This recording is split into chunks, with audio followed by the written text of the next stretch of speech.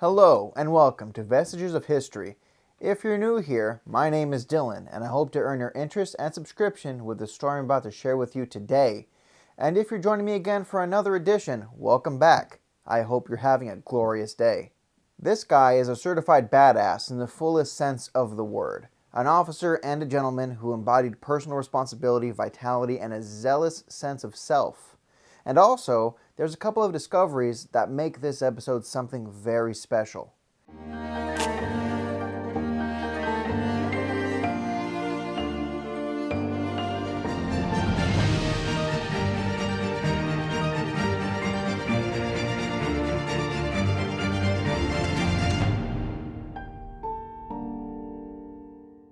This custom-tailored officer's Ike jacket is made from fine woven wool serge cloth in a regulation olive drab, and features hand-stitched and turned lapels, a mark of an excellent tailor.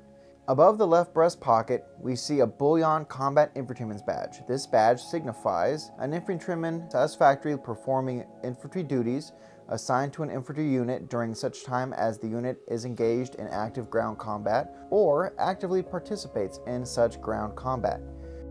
His decorations include the Distinguished Service Cross, the Legion of Merit with Oak Leaf Cluster, the Silver Star Medal, the Bronze Star Medal with Oak Leaf Cluster, the Purple Heart Medal with Oak Leaf Cluster, the World War I Victory Medal with 2 campaign stars, the European African Middle Eastern Campaign Medal with 3 campaign stars, the Chevalier de Légion d'Honneur, or the French Legion of Honor, the World War I Croix de Guerre, and the World War II Croix de Guerre with Palm. For every ribbon that has an oak leaf cluster, it means that that is the second award of that type awarded to that individual. Additionally, bullion colonel rank insignia are sewn onto the shoulder epaulets. On the left shoulder sleeve is the insignia of the 8th Infantry Division. On the left cuff, we see a small patch with 2 bullion overseas service stripes denoting 1 year of service in the First World War. Below that is what's considered a wound chevron, denoting that the individual was wounded in combat in the First World War. Now, bullion thread is a metal thread that was a popular option with servicemen during and after World War II, as it added a bit of panache to their dress uniform. This Ike jacket was made by Harrison, Paris, for a Colonel Griffin, as denoted by the interior tag. So what does the uniform tell us? It tells us he was a 2-war veteran, a recipient of the DSC, a Silver Star, 2 Bronze Stars, that's every medal for valor and bravery less the Medal of Honor, and at least 2 Purple Hearts. This guy did some. So who was this Colonel Griffin? Well, as you will learn, a lot of these videos are based on research I did a decade or so ago. And in some cases, it took that long to find threads to pull the story together. So I started at the top, colonels in the 8th Division, logical first step. And before long, I found Colonel R. Allen Griffin, commander of the 13th Infantry Regiment, from summer of 1941 till late September of 1944. Once I confirmed his awards, the story kept growing. Robert Allen Griffin was born 27 September of 1893 in Kansas City, Missouri, to William Griffin and Francesca Griffin. His father owned a hardware store and wholesale general plumbing supply company. As a boy, Griffin states he was driven to become 2 things, a newspaperman and a soldier. I was the most fortunate person, he told his friends. I became both. Griffin's father retired and moved the family to Los Angeles, and Griffin moved to Edenvale, California, and later attended Stanford University from 1913 to 1917, graduating with a degree in philosophy. He helped establish and lead the first citizens military training camp at Stanford campus in 1916 with the rank of first lieutenant. He commanded 1,400 men. Then, upon graduating in 1917, he joined the Army and was quickly promoted to the rank of captain. Just before heading overseas, he married Phyllis Hayes on 14 July of 1917. She was daughter of Congressman Everest Hayes. And while serving in the First World War, Griffin commanded F Company, 364th Infantry Regiment of the 91st Infantry Division. He served with distinction in the Great War, being awarded the Distinguished Service Cross, Purple Heart, the World War I Victory Medal with 2 campaign stars, and the Croix de Guerre from the French government. What follows is Captain R. Allen Griffin's citation for the Distinguished Service Cross.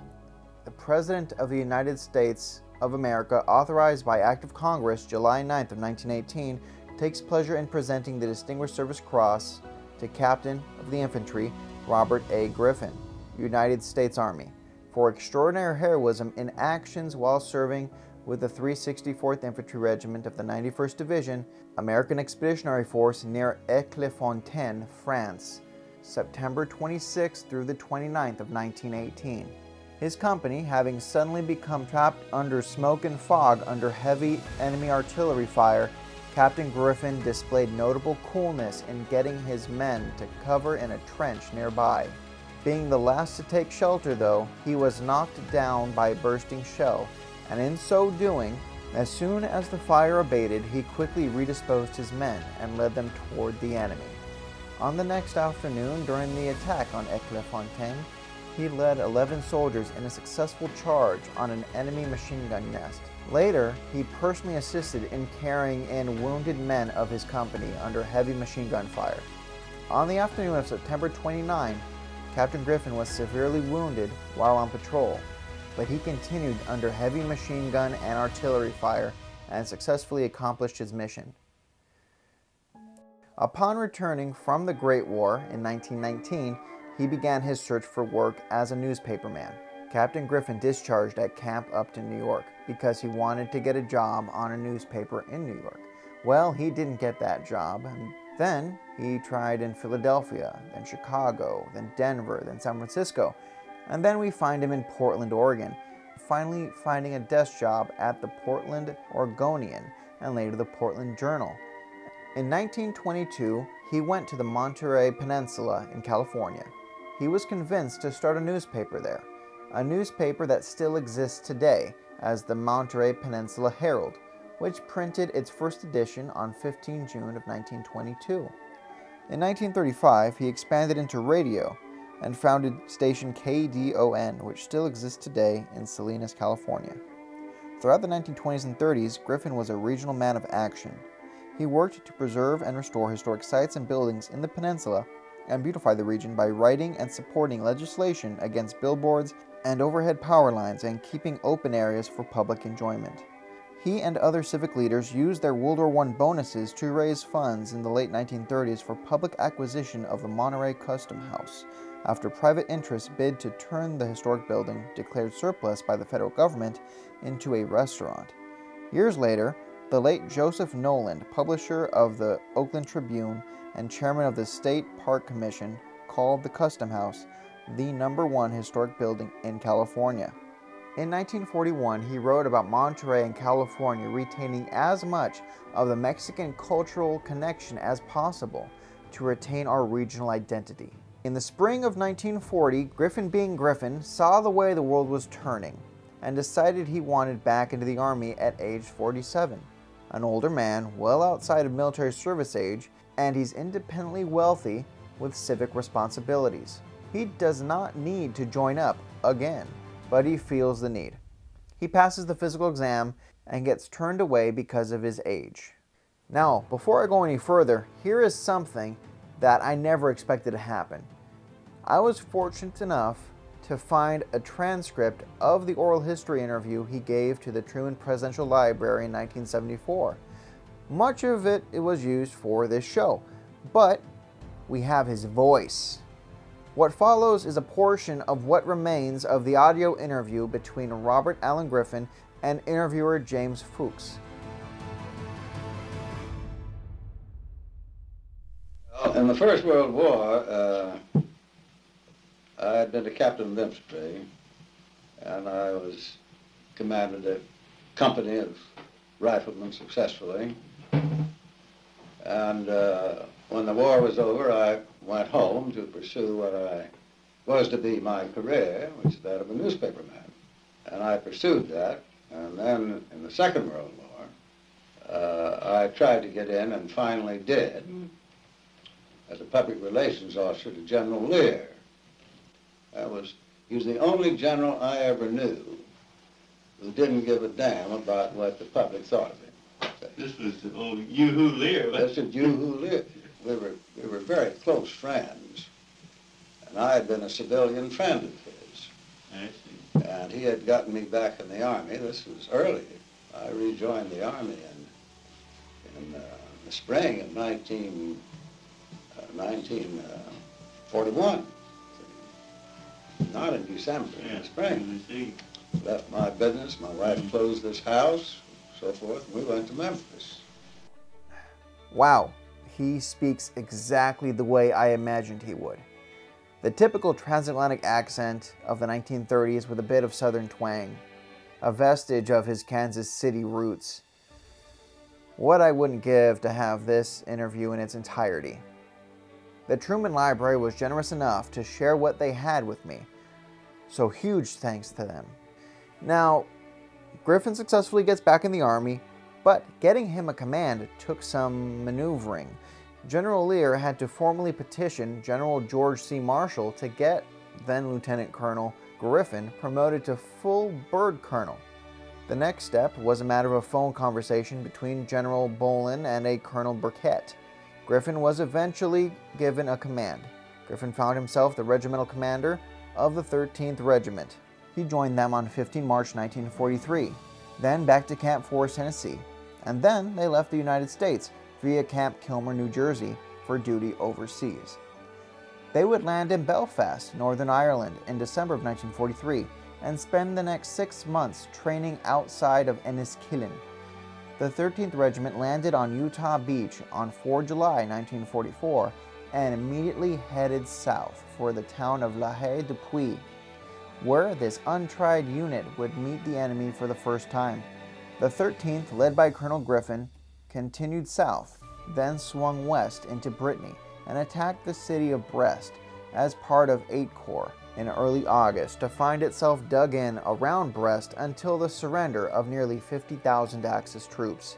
He would write a letter to the Herald and it would be published on the 27 September edition in his column News Comments. All has gone well, still doing business at the same old stand. Got an oak leaf cluster for my Purple Heart a few days ago, but got it cheap and was able to continue business. We have had a pretty good life. A little fighting and a lot of movement once the crust cracked. Some hard work, some periods of weariness for an old man like me, but plenty of cognac and food. One thing we can't get is decent coffee. If you can send some good roasted coffee beans, we'll find a way to crack them up. Also, Tabasco sauce. That puts any ration over. Also, a couple of pounds of tea. Editor's note, shipments on the way. The 13th continued attacking and swung at the city of Rennes, supporting the 4th Armored Division. And this is where Griffin was wounded for the first time in this war, and while on patrol in the city of Messac, south of Rennes. Colonel Griffin, soon to be 51 years old, made it a habit to routinely go out and combat patrols. Keep in mind, he is a regimental commander, a man of responsibility and of an age where they typically weren't running around the bocage with a weapon. Not our Colonel Griffin, though. He was out there in the He noted that he didn't think his wound was serious, and he had it dressed, and his patrol went along. He would later receive a Silver Star for gallantry in the action that got him wounded. The 28 December 1944 edition of the Monterey Peninsula Herald ran a portion of the citation. Although he was wounded in the ensuing engagement, Colonel Griffin concealed his wounds and remained in the front lines, continuously moving among the men, encouraging them and directing actions and their fire. Not until the action was over did he mention his wounds and receive medical attention. His great personal courage and gallant example of coolness under fire were a source of inspiration to his men. The division then swung back towards the east through central France, through the fall of 1944, fighting into Luxembourg, then swinging south again in November, southeast of Aachen, Germany, and the meat grinder called the Hurtgen Forest. Later, when the 13th were in the Hurtgen Forest, Griffin had severe pain in his elbow. They tried to fix him up in the field, and finally Colonel Griffin had to be evacuated back to Paris on 26 November 1944.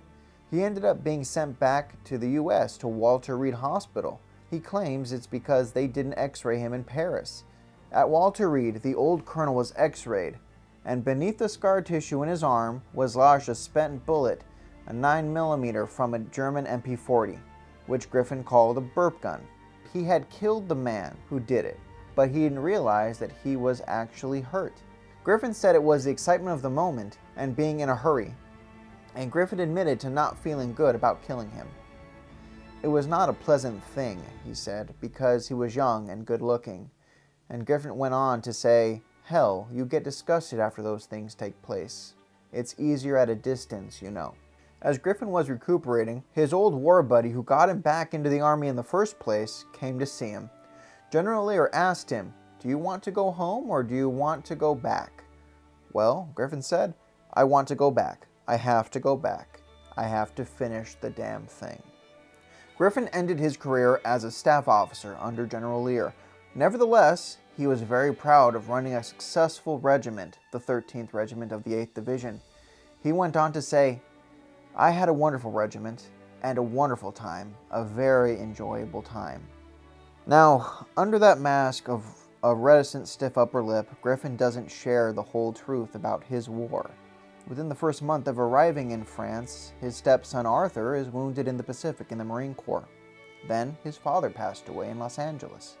And finally, his eldest stepson, Sergeant Jonathan Hately of the 66th Armored Infantry Regiment, 2nd Armored Division, was killed in action by a gunshot wound to his chest on 6th August 1944. He is buried at the American Cemetery in Brittany, France. I cannot imagine what that must have been like, being in that situation in the same region, fighting in France for the second time in his life, after having seen those boys become men over the previous 9 years. It's unimaginable and typical of a man of his generation, especially one who embodies the mindset of a soldier. During the Second World War, Colonel Griffin was awarded the Legion of Merit with Oak Leaf Cluster, the Silver Star, Bronze Star with Oak Leaf Cluster, the European, African, and Middle Eastern Campaign Ribbon with 3 campaign stars, and an Oak Leaf Cluster for his Purple Heart, the Chevalier de Légion d'Honneur, or the French Legion of Honor, and the World War II Croix de Guerre with Palm. He returned to Hester, Home, and the Herald in August of 1945. And then between 1948 and 1952, he is heavily involved with the American ECA mission to the Far East and China, which is very, very odd. And I think that's something we're going to have to delve into in another episode because it gets kind of murky. So what do we have? We have a World War II uniform that tells a story of a man who lived a full life on his terms, choosing what rules to live by, what his accomplishments would be. It's just a garment of wool and some metal thread, but it's way more than that. It's a symbol of his experience.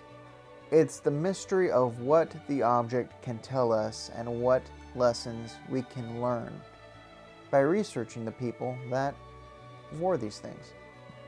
In 1967, he sold his interest in the Herald, staying on as manager for 3 years. On 4 October of 1970, Griffin retired from the Herald. He was honored by the Army and the civilian community of the Monterey Peninsula. Shortly thereafter, at Fort Ord, 4,000 troops passed in review for him. In 1986, he was inducted into the California Press Foundation Hall of Fame. Colonel R. Allen Griffin died in his Pebble Beach home on Sunday, 19 July 1981, at age 87. Hester, his wife of over 45 years, followed him on 10 October 1989. Colonel Griffin was a man of rare consequence, a man that's a true representative of his era. He chose 2 lives, right? A life of the word and the life of war, and he excelled at both, marching on his principles for the betterment of those around him, be it on the battlefields of home or abroad. As a newspaperman, he embodied personal responsibility to be accountable on what was printed in his editions and what was said on his airwaves. His fight to preserve the historical culture of Monterey stands to this day as a testament. He is a reminder that we only have one life to live, and that we need to attack it with as much zeal as we can muster in order to make all the suffering that comes with it worth it in the end. Now, we have talked about the one discovery in regards to Griffin, the first being his voice, and this is the second. Back in September of 2015, I received a message via Facebook from one absolute legend, Jerry Crawford of Arkansas. He is an avid metal detector enthusiast and relic hunter, and found what could only have been then Captain Griffin's World War I dog tag, 8 inches down in a sandbar in the Ouachita River. He found me through the power of the internet, and we brought those items together. As I was writing this video, I discovered that Stanford has his papers and ephemera in the Hoover Institute, including some photos and his personal letters, and I have been in communication with them to see and document that collection for you all. And some of you may have noticed that some of the military documents looked partially burned around the edges. Well, that's because these documents survived, barely, the fire of 1973 at the National Personnel Records Center in St. Louis. Now, before I visit Stanford, I plan to visit his home, Pebble Beach and Monterey. This man left a footprint. Now, I'll see you later with the next edition. And remember, you never know who will tell your story. Live a storied life.